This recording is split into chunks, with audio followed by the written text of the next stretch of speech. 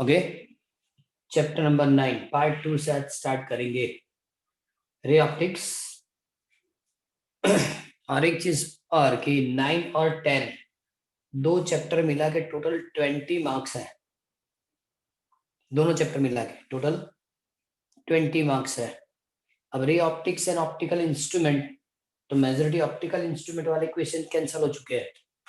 Initially भी थोड़े बहुत कैंसिल है, लेकिन वो डेफिनेशन सब आज कंप्लीट कर लेंगे। क्यों? तो उससे ही वो लेंस मिरर इक्वेशन जो कैंसिल हुआ, लेकिन वो पहले प्रिपेयर करना पड़ेगा, तब जाके आगे वाले न्यूमेरिकल्स होंगे। ओके, इनिशियली तो जो इंफॉर्मेशन दी इसमें बताया गया कि जो विजिबल रेंज है वो विजिबल रेंज की वेवलेंथ कितनी थी। लास्ट चैप्टर में हमको कंप्लीट करके दिया था। विजिबल रेंज के लिए वेवलेंथ क्या आती है?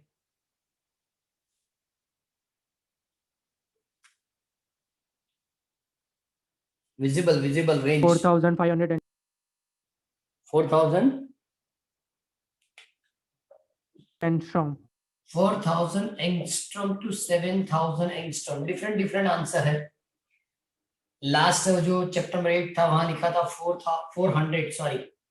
400 नैनोमीटर टू 700 नैनोमीटर। ओके, आज लिख के दिया है टेक्स्ट बुक के अंदर 400 नैनोमीटर टू 750 नैनोमीटर। मतलब पार्ट 2 हुआ तो 50 इंक्रीज हो गया। ऐसा नहीं है। रेंज जो है नॉर्मली एवरेज रेंज 4000 टू 8000 लिखी जाती है, कभी 4000 टू 7000 होता है। अब यहाँ 4000 टू 7500 तक हुआ, लेकिन इसी विजिबल रेंज को हम फील कर सकते हैं। मतलब वो रेंज हमको क्लियरली पता चलता है कौन सी कलर है। ओके, ये पूरे चैप्टर जो होंगे रे ऑप्टिक्स, वेव ऑप्टिक्स, सबके अंदर जो लाइट यूज होगी या जो भी रेज मिलेंगे इसी रेंज में मिलेंगे। सेकेंड, कि जो भी हम कैलकुलेशन करते हैं वो कैलकुलेशन में परफेक्शन क्यों है। एज फॉर एग्जाम्पल कि कितने टाइम के बाद रेस कहाँ होगा, उनकी जो प्रॉपर्टी है रिफ्लेक्शन, रिफ्रैक्शन, डिवीजन, स्कैटरिंग, वो सब क्लियरली कैसे पता चलता है। तो उसके लिए एक चीज हमारे पास फिक्स है। फिक्स मतलब एग्जैक्ट है, एक्यूरेट है। कौन सा? Velocity of light. ये वेलोसिटी ऑफ लाइट जिसको हम approximate c equal to 3 into 10⁻⁸ metre पर सेकंड लिखते हैं, ये एग्जैक्ट वैल्यू है। इसलिए बहुत सारी फिनोमिना अपने आप एक्यूरेट हो जाती है। क्लियर?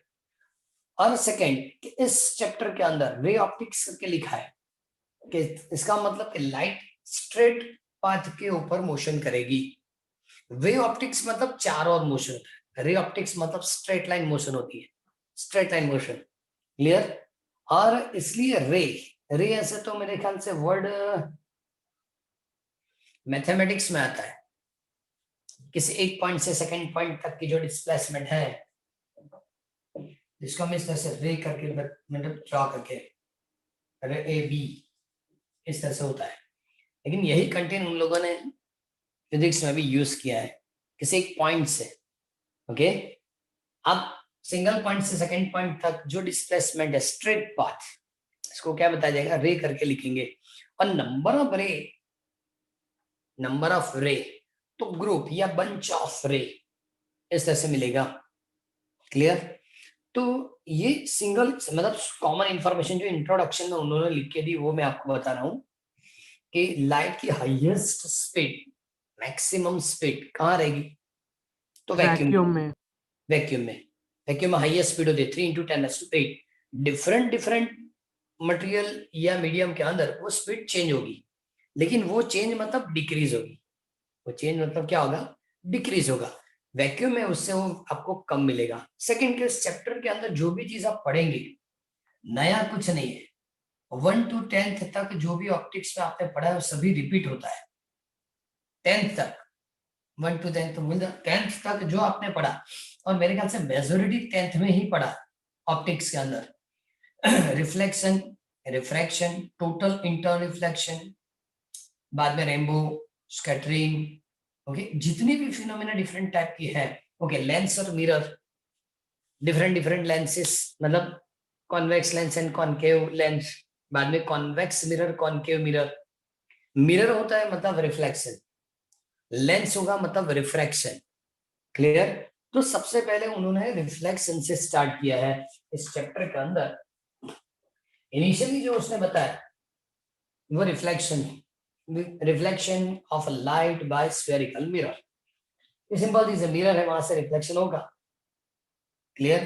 तो सबसे पहले वो रूल लिख के दिए होंगे, जो मेरे ख्याल से 5th 6th में जब भी पढ़े होंगे आपने। सबसे पहले रिफ्लेक्शन के रूल 2 या 3 रूल होते हैं, ऐसे नॉर्मली 2 लिखते हैं लेकिन एग्जैक्टली 3 है। सपोज आपके पास मिरर जैसे एक रिफ्लेक्टेड सरफेस है और ये perpendicular line, okay, normal surface, ये जो रे है इसको इंसिडेंट रे बताया जाएगा। और उतने ही एंगल पे जो ड्रॉ होगा उसको क्या बताएंगे? रिफ्लेक्टेड रे होगा। इसको क्या बताएंगे? एंगल ऑफ इंसिडेंट, ये angle of reflection. Okay, first में लिखा है angle of incident, angle of reflection both are same, मतलब I is equal to R, I is equal to R. समझ को A B C नॉर्मल मतलब N करके लिखा। तो इस डायग्राम के अंदर angle of A B N is equal to I and angle of N B C is equal to R। ABN angle of incident, NBC angle of reflection। First rule, I and R both are same, दोनों क्या होंगे? Equal. Second rule में incident ray normal on a surface, reflected ray both are in same plane, एक ही plane के अंदर ही सभी होंगे। क्लियर? और सेकेंड चीज जो लिखी थर्ड, तो इसकी लिखने की जरूरत नहीं होती कि incident ray and reflected ray normal के ऑपोजिट साइड होते हैं। ऑलवेज नॉर्मल क्या होंगे? Opposite side. इसे 3 पॉइंट डायग्राम के साथ उन लोगों ने ड्रॉ करके दिया है। डायग्राम के साथ प्लेन ड्रॉ करना भी हो सकता है, ये सभी इन सेम प्लेन, ये सभी जो होंगे incident ray, reflected ray, normal on a surface, सभी सेम प्लेन। 3 पॉइंट्स लिखे हैं। कितने? टेक्स्ट में चेक करो, पार्ट 2 वाली टेक्स्ट बुक चेक करो, तो उसमें सभी चीज लिख के दी है। एक बार वो पैराग्राफ 9.1 डायग्राम के सामने वाला पैराग्राफ कंप्लीट करो। 9.1 के सामने जो पैराग्राफ है उसको पहले एक बार कंप्लीट करो।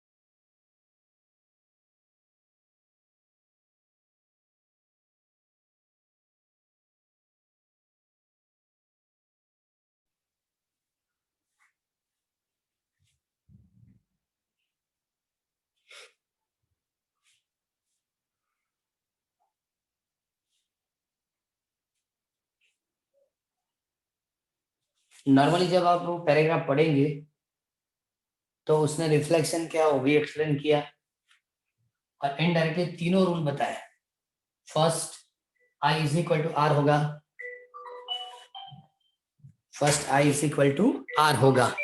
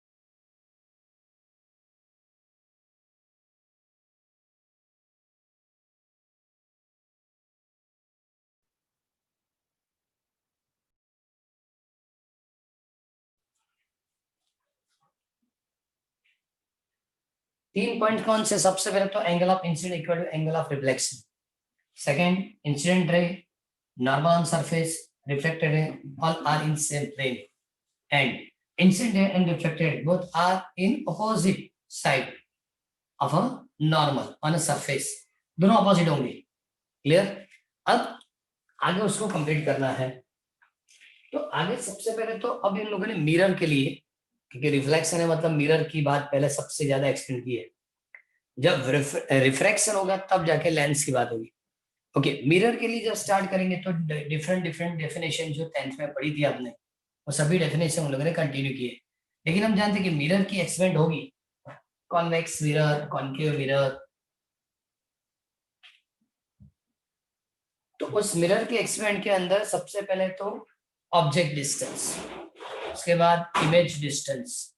ऑब्जेक्ट डिस्टेंस ऑलवेज यू करके लिखा जाएगा, इमेज डिस्टेंस v करके, radius of curvature r, focal length small f।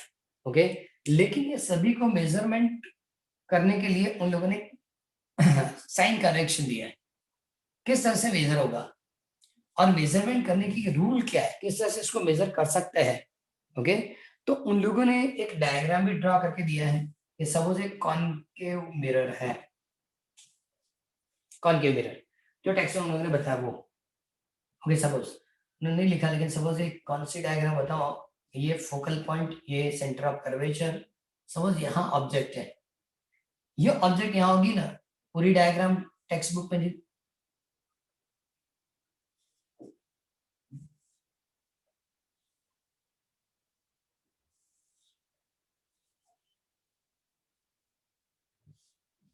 तो यहाँ इमेज बनेगी।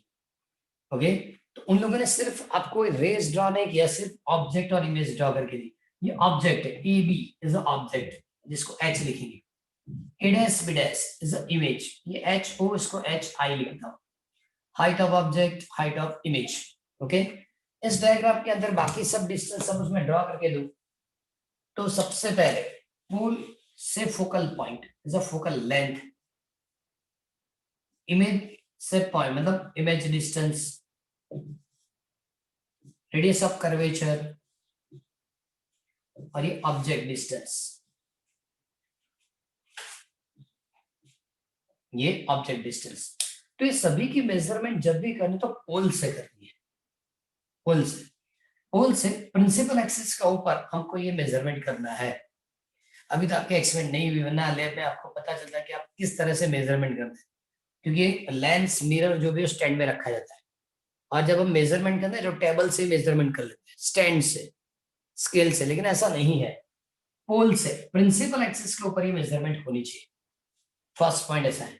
सेकंड पॉइंट, इंसिडेंट रे की डायरेक्शन में जो मेजरमेंट होती है पॉजिटिव। सपोज इंसिडेंट रे, क्योंकि ऑब्जेक्ट यहाँ है, ये कंसीडर इंसिडेंट है, इस डायरेक्शन में जितनी मेजरमेंट होगी वो सब पॉजिटिव।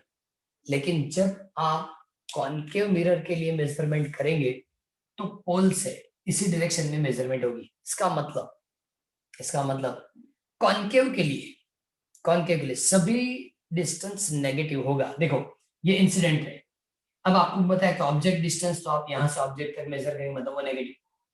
इमेज डिस्टेंस तो पोल से यहाँ तक मेजरमेंट करें, वो भी नेगेटिव। फोकल लेंथ तो भी नेगेटिव। रेडियस ऑफ कर्वेचर वो भी नेगेटिव। कॉनकेव के लिए सभी डिस्टेंस नेगेटिव होंगे ड्यू टू साइन कन्वेक्शन, क्योंकि साइन कन्वेक्शन में स्टेटमेंट क्या है, इंसिडेंट रे वाली डायरेक्शन मतलब पॉजिटिव, मतलब यहां सपोज मैंने मेजर किया तो पॉजिटिव, इस डायरेक्शन की मेजरमेंट ऑलवेज क्या होगी, negative. Okay, now third point, कि प्रिंसिपल एक्सिस से ऊपर वाली हाइट वो पॉजिटिव, और प्रिंसिपल एक्सिस से नीचे जो हाइट होती है वो नेगेटिव। क्योंकि समझ मान लो कि ये वाई एक्सिस है, ऊपर पॉजिटिव होगा, नीचे क्या होगा, नेगेटिव। तो प्रिंसिपल एक्सिस से ऊपर जो है वो हाइट पॉजिटिव, मतलब एच ओ पॉजिटिव होगा, एच को आप पॉजिटिव लिखेंगे, लेकिन एच आई आप क्या लिखेंगे, नेगेटिव लिखेंगे। क्लियर। तो साइन कन्वेक्शन के अंदर उन लोगों ने ये सब लिख के दिया है और डायग्राम के साथ लिख के दिया है। इसमें भी 3 पॉइंट है। Okay, 9.2 number Cartesian sign convection करके लिखा है, वो पैराग्राफ पढ़ो। इसका मतलब कि ये पैराग्राफ जब तक क्लियर नहीं होगा, आप न्यूमेरिकल कैलकुलेट करेंगे तो भी आपको नहीं है। फॉर एग्जांपल न्यूमेरिकल कैलकुलेट करना है, आपको दिखा object distance 30 centimetre for concave mirror, तो आपको यह कॉनकेव के लिए ऑब्जेक्ट डिस्टेंस नेगेटिव होता है, तो आपको माइनस लिखना पड़ेगा। वो लोग माइनस लिख के नहीं देंगे, साइन कन्वेक्शन आपको याद रखना पड़ेगा, तब जाके कैलकुलेशन सही होगी। इसलिए इस पैराग्राफ को प्रॉपर्ली कंप्लीट करना है। पढ़ लो, नहीं पता चलता तो बताओ कौन से 3 पॉइंट होंगे। ये 3 पॉइंट फिर से बता रहा हूँ। सबसे पहले क्या होगा कि सभी डिस्टेंस आपको पोल से प्रिंसिपल एक्सिस पे मेजर करना है, first point is. Second, incident रे की डायरेक्शन में जो भी मेजरमेंट हो पॉजिटिव, इसकी ऑपोजिट जो मेजरमेंट होती है सभी मेजरमेंट नेगेटिव। प्रिंसिपल एक्सिस से ऊपर वाली हाइट जो भी वो पॉजिटिव, और नीचे जो हाइट है वो नेगेटिव। क्लियर। वो पैराग्राफ प्रॉपर्ली कंप्लीट करो।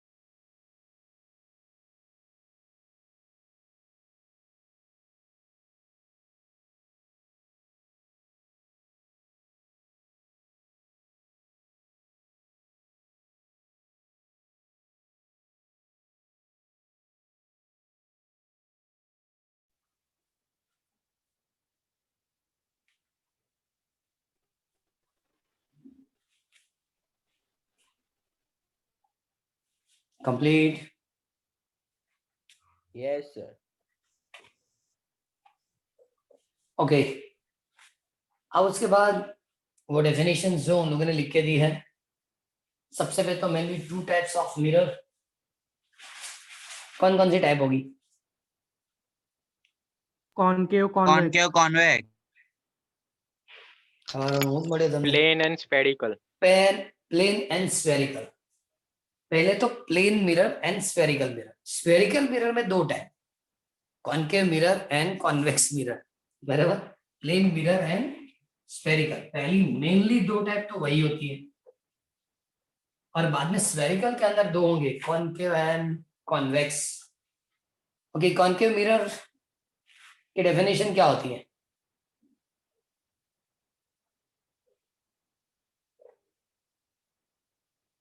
Concave mirror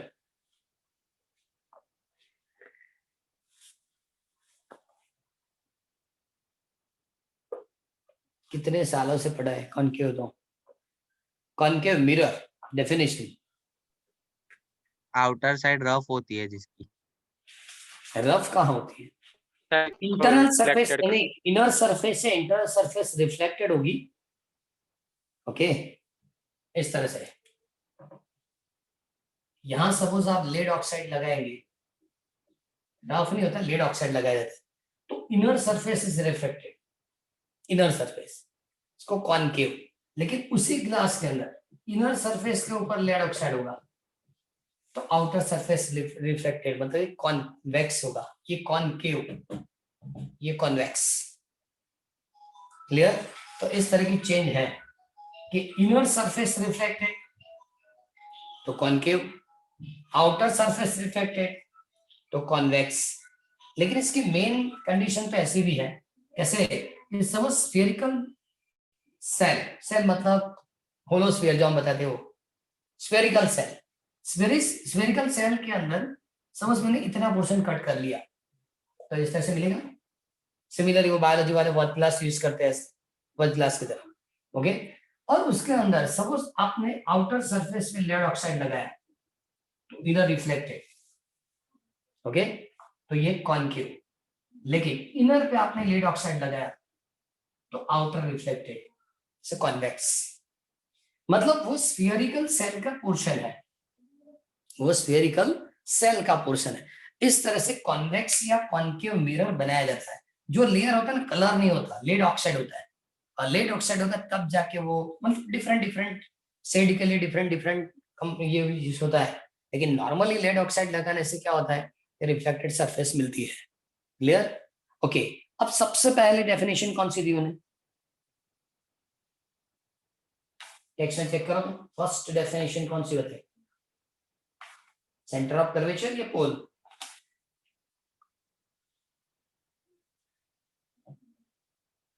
Radius of curvature. सबसे पहले रेडियस ऑफ कर्वेचर दिया है। ओके, रेडियस ऑफ कर्वेचर मतलब जिस स्फेरिकल सेल से जिस स्फेरिकल सेल से ये आप पोर्शन कट करते हैं, उस सेल की रेडियस को ही रेडियस ऑफ कर्वेचर बताया जाता है। ओके, से लिखा होगा, चेक करो। The radius of a spherical cell from which the mirror is made is called the radius of curvature of a curved mirror. Okay, radius of curvature, जिस sphere से ये पोर्शन कट किया जाता है उसकी रेडियस को ही radius of curvature मतलब capital R लिख के दिया जाता है, साइन होती है capital R. Clear? Second, centre of curvature, the centre of spherical shell, इसकी जो सेंटर है स्फेरिकल सेल के सेंटर, उसको क्या बताएंगे? Centre of curvature. because the center of the spherical cell is called the center of curvature C of a mirror. Okay, now उसके बाद चलो डायग्राम बना दें। ये पोल, यह मैंने लाइन ड्रॉ की, मतलब ये कॉनकेव मिरर होगा। जो भी पैरेक्सियल रे है, पैरेक्सियल रे की भी डेफिनेशन है, एक्सिस को पैरेलल रहेगा और नजदीक भी होंगे। अब चेक करो, लैब के अंदर जो भी मिरर था, इसकी लेंथ यहां से यहां तक ज्यादा से ज्यादा 4 या 5 सेंटीमीटर, मतलब ये 2.5 सेंटीमीटर जितने हैं, जिसमें जो रेस पास होंगे वो पैरेक्सल रे होंगे, सभी रिफ्लेक्ट होने के बाद जिस पॉइंट से पास होंगे,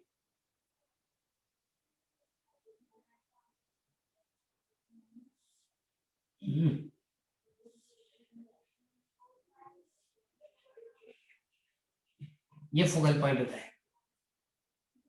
मतलब ये इस डायरेक्शन में आया, रिफ्लेक्ट होके यहाँ जाएगा, इस डायरेक्शन में आया, रिफ्लेक्ट होके यहाँ जाएगा, ये इधर से आया, रिफ्लेक्ट होके यहाँ जाएगा, और ये यहाँ रिफ्लेक्ट हो गया। जहां से रिफ्लेक्ट होता है ना, वहां सपोज मैंने यहाँ लाइन ड्रॉ की, वो नॉर्मल होगा, और ये लाइन, ये सरफेस को नॉर्मल, और सरफेस को नॉर्मल वाली जो लाइन होती है ऑलवेज सेंटर ऑफ कर्वेचर से पास होगी। एज फॉर एग्जांपल, ये मैंने लाइन ड्रॉ की, ये सरफेस पे नॉर्मल होगी, यहाँ भी सपोज मैंने लाइन ड्रॉ की, ये सरफेस को नॉर्मल होगी, मतलब सरफेस की जो नॉर्मल है वो सेंटर ऑफ कर्वेचर से ही पास होगी।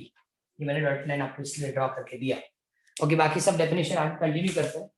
सबसे पहले लिखा pole, the centre of reflecting surface is called pole. Centre of reflecting surface is called pole of mirror, P करके लिखा जाएगा। क्लियर? ये सब डेफिनेशन तो 10th में इससे प्रॉब्लम नहीं है, लेकिन फिर भी बाद में principal axis, the imaginary line passing through P and C। P मतलब pole, C centre of curvature, P और C से पास होने जो इमेजिनरी लाइन, सी लाइन होती नहीं मतलब इमेजिनरी लाइन, इसको क्या बताया जाएगा? Principal axis. इसको क्या बताएंगे? Principal axis. ओके, उसके बाद पता है एपर्चर। एपर्चर तो कभी नहीं पूछा। एपर्चर मतलब ये जैसे कर्व सरफेस रहता है ना, ऊपर डायमीटर जो रहती है, नहीं लिखा हुआ देखो, the diameter of the reflecting surface Q Q dash, क्योंकि डायग्राम के अंदर से क्यू क्यू डैश, ये क्यू तो इसको क्यू डैश, यहाँ तक ये तो बहुत मतलब लैब के अंदर भी यूज करते हैं तो पता ही नहीं चलता कॉन्वेक्स है या कॉनकेव, बहुत नॉर्मल टर्न होता है। ओके, इसलिए ज्यादा पता नहीं चलता। और ये एपर्चर वाली तो डेफिनेशन कभी पूछी नहीं है।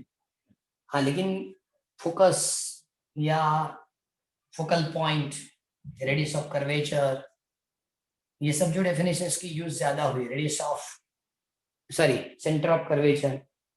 ओके, उसके बाद एपर्चर के बाद मैंने लिखा प्रिंसिपल फोकस या फोकल पॉइंट। ये सबसे मेन है, the point with the rays parallel to the principal axis meet in concave mirror or apparabate convex mirror। convex में क्या होता है कि जितने भी रेज आएंगे, सपोज यहां बना रहा हूं,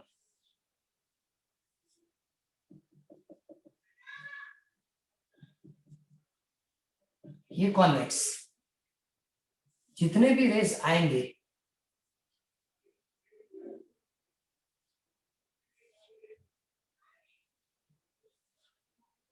ओके, तो उसके लिए उन लोगों ने क्या बताया कि ये रेज जो है रिफ्लेक्ट हो गया इस तरह से,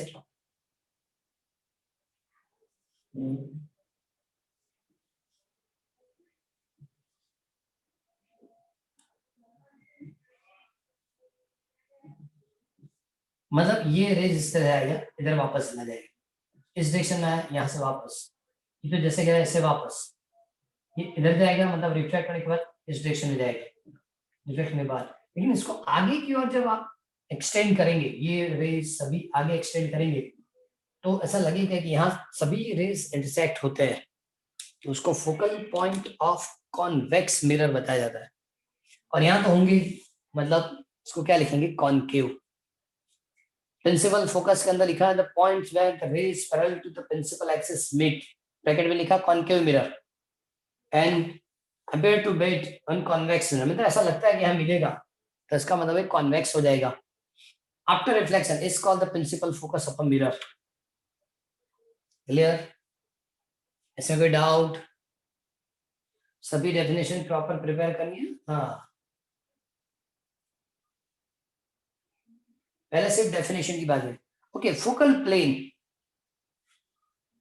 अब फोकल प्लेन तो कभी ऐसा नहीं, लेकिन न्यूमेरिकल में काम में आता है। फोकल प्लेन ऐसी सरफेस जो प्रिंसिपल एक्सिस को परपेंडिकुलर होगी लेकिन फोकल पॉइंट से पास होगी, ऐसी सरफेस। सपोज ये मैंने यहां रखा, तो प्रिंसिपल एक्सिस को परपेंडिकुलर है लेकिन पास कहां से होता है? फोकल पॉइंट से, फोकल पॉइंट से उसको क्या बताएंगे, focal plane. Then focal length, the distance between pole and principal focus या focal point, distance between pole and principal focus is called focal length. Focal length always small f करके लिखा जाता है, ये डिस्टेंस स्मॉल f होगा।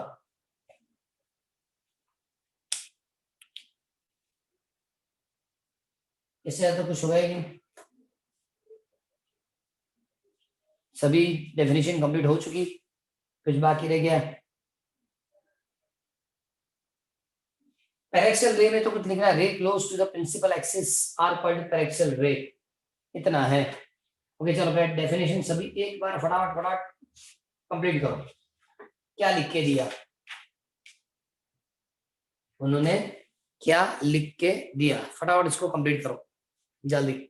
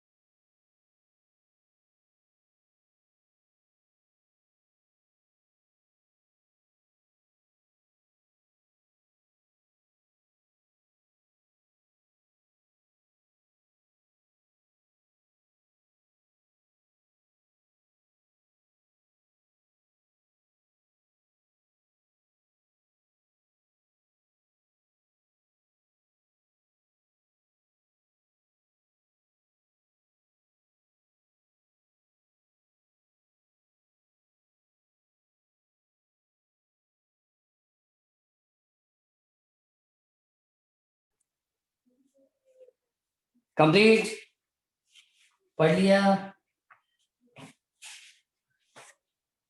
सभी, revision text में लिख के दिए? Yes sir. कहाँ पढ़ा? नहीं दिया है।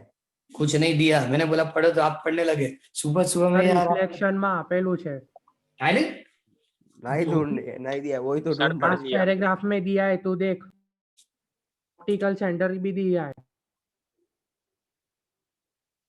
मतलब ये तो दो तीन चीज मैंने लिखी है। 9.3 के नीचे distance between the focus F and pole is the mirror of a mirror is called the focal length denoted by F. वो तो फोकल लेंथ की डेफिनेशन हुई। प्रिंसिपल फोकस मतलब दो तीन चीज आपको लिख के दी होगी।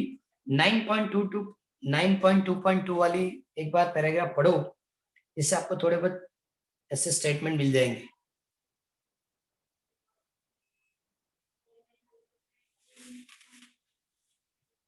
आज जितने क्वेश्चंस होंगे वो सभी क्वेश्चन की पीडीएफ सेंड कर देंगे, लिखना शुरू करो, इससे सभी डेफिनेशन देंगे।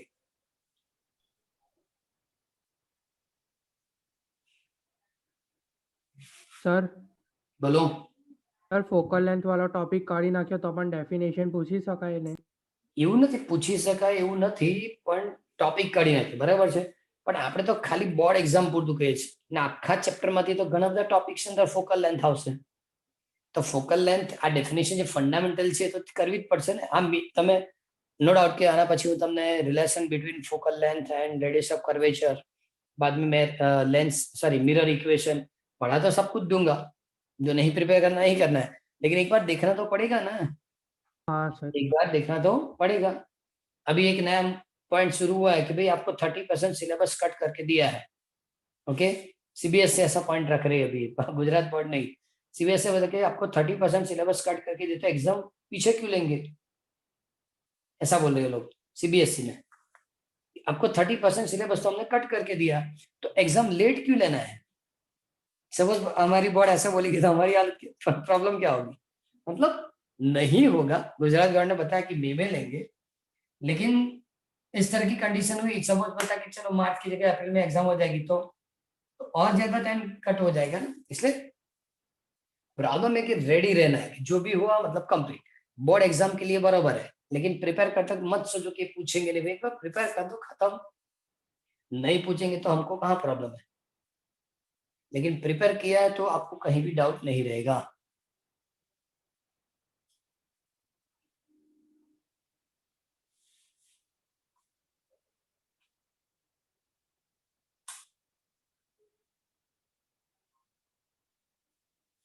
સર બોલો સર કાલે ડાઉટ સેશન કે પછી કન્ટિન્યુ ક્લાસ?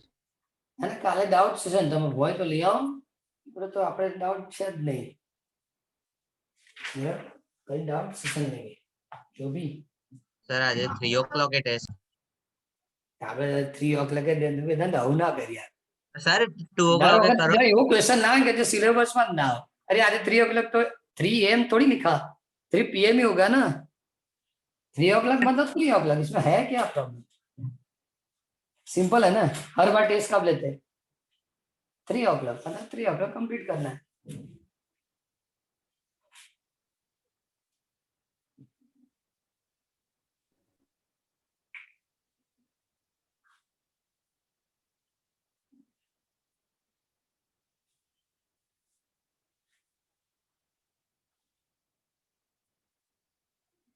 पहले का हो गया,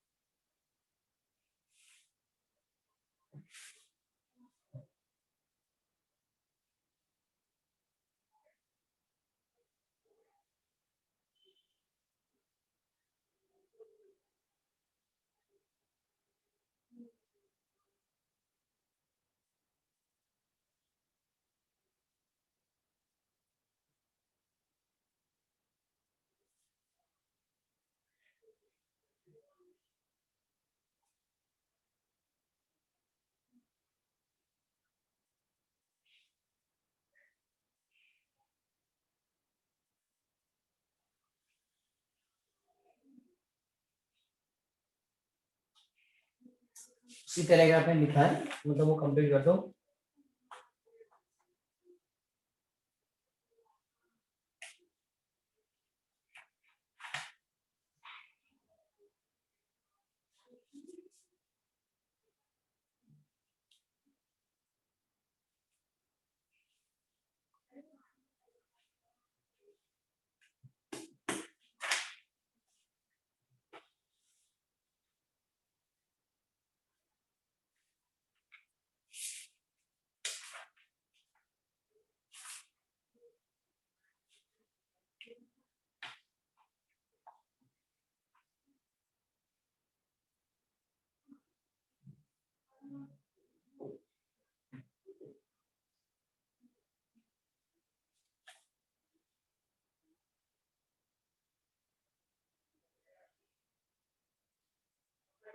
कंप्लीट।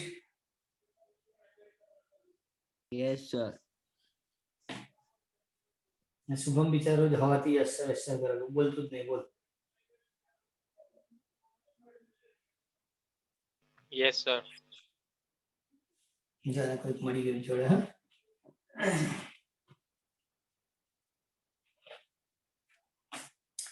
अब एक टेबल में लिख रहा हूं इधर, okay. Concave, convex mirror, okay. एक चीज और याद रखो, यहां 2 टाइप की इमेज मिलती है, रियल एंड वर्चुअल। यह ऑलवेज जो इमेज होती है वर्चुअली होती है,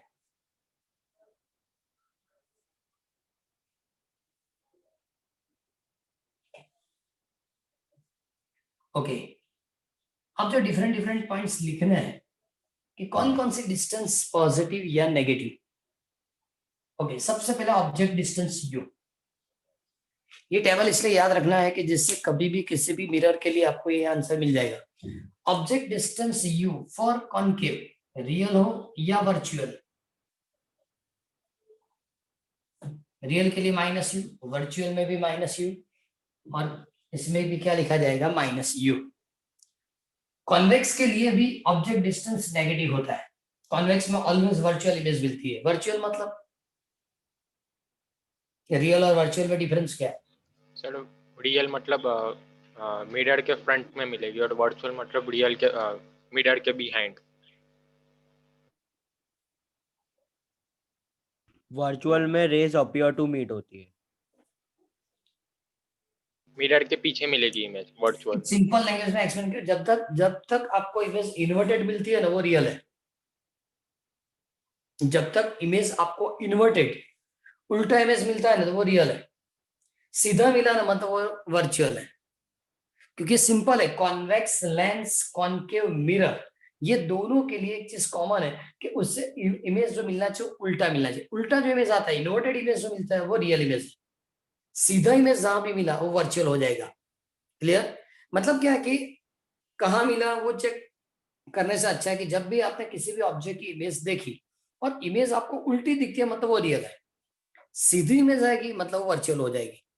क्लियर?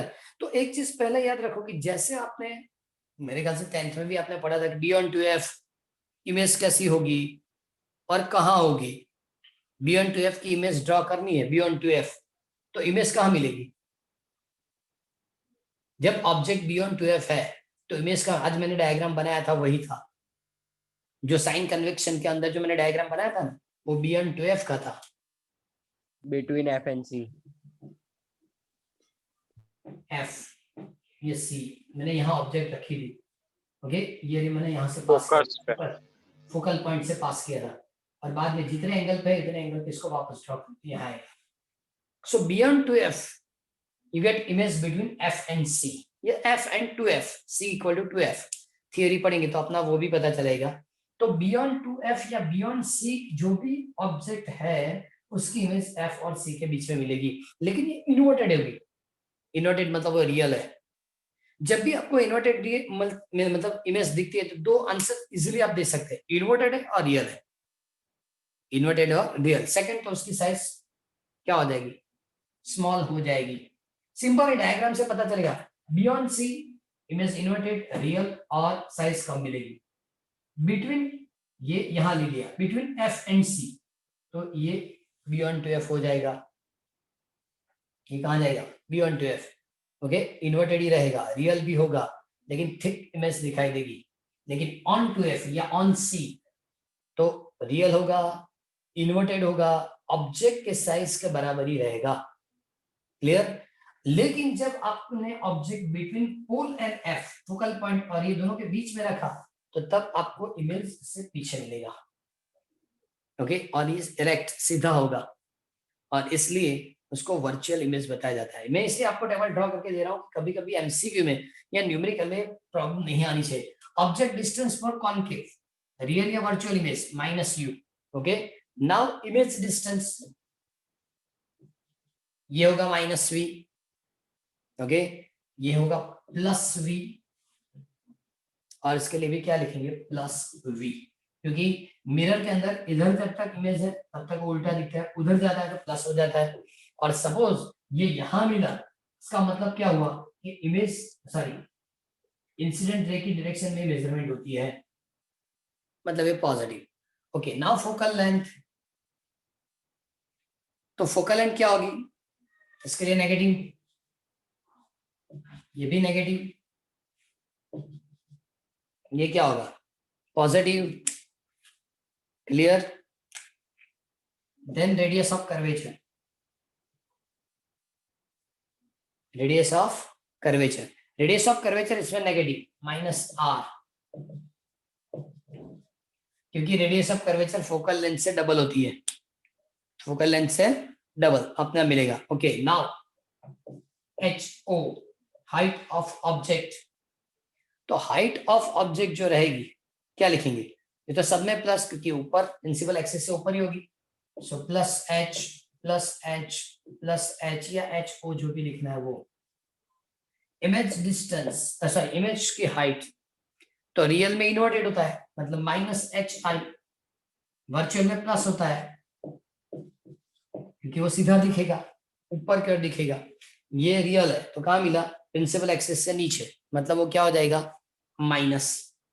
ओके, और एक चीज और, मैग्निफिकेशन, ये थियरी में आएगा तब पढ़ेंगे, लेकिन ये चार्ट में लिख देता हूँ। मैग्निफिकेशन, मैग्निफिकेशन के लिए लिखा जाता है HI upon HO, height of image upon height of object, is called magnification. तो इससे भी रेशियो आप कैलकुलेट कर सकते हैं। ये दोनों की रेशियो क्या आएगी, -m, ये दोनों की रेशियो क्या होगी, +m, और ये भी क्या होगा, +m। तो इतना आप कंप्लीट करेंगे तो किसी भी मिरर के लिए साइन कन्वेक्शन में आपको प्रॉब्लम नहीं आएगा, साइन कन्वेक्शन के अंदर प्रॉब्लम नहीं होगी। ओके, कॉन्केव के लिए दो टाइप की इमेज होती है, रियल और वर्चुअल, कॉन्वेक्स के लिए ओनली वर्चुअल। तो ये साइन कन्वेक्शन से मिल जाएगा। लिखना है तो एक बार लिख दो, फटाफट कंप्लीट करो।